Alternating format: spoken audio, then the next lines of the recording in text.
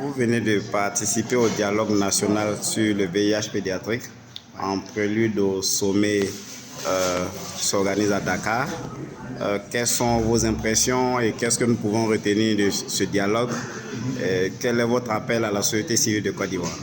Je veux d'abord féliciter le RIP+, l'Alliance et les autres organisateurs de cette activité, parce qu'effectivement, la semaine prochaine, il y a cette réunion importante, sommet important au niveau régional à Accra, qui va réunir, je ne sais pas exactement combien, mais une quinzaine de pays de la sous-région, où les représentants de la société civile, mais aussi des programmes nationaux de lutte contre le sida vont se réunir pour discuter de la problématique du VIH pédiatrique et de la transmission mère-enfant et pour dégager des recommandations pour l'intensification de l'action.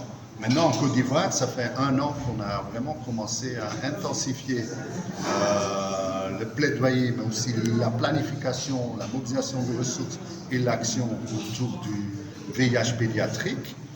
Et donc les autres pays dans la région regardent vraiment ce que la Côte d'Ivoire a fait depuis 1 an en termes de mobilisation, de priorités définies et d'action, et particulièrement aussi ce qui se passe au niveau communautaire. Donc le fait qu'en très peu de temps, vous avez réuni un groupe important de jeunes et de partenaires de la société civile, du monde communautaire, pour discuter, de vos préoccupations, des avancées qui ont été faites, des innovations qui ont été faites en Côte d'Ivoire, va vous permettre de participer très activement au sommet régional, parce que les attentes vis-à-vis de la Côte d'Ivoire sont grandes. Les gens savent qu'en Côte d'Ivoire les choses bougent et veulent entendre de la Côte d'Ivoire ce qui se passe et comment aborder ce problème. Juste pour vous rappeler, le problème clé, c'est qu'en Côte d'Ivoire, on a fait énormément de progrès sur l'accès aux traitements antirétroviraux aux personnes vivant avec le VIH. Par exemple, chez les femmes vivant avec le VIH, on a plus que 80% des femmes qui sont sous traitement. Par contre, on voit que chez les enfants qui sont nés avec le VIH, on est en dessous de 50%.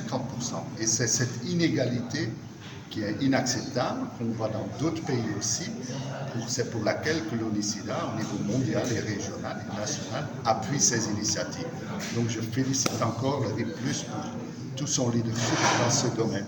Et je vous souhaite une bonne finition du travail et un bon atelier à Accra.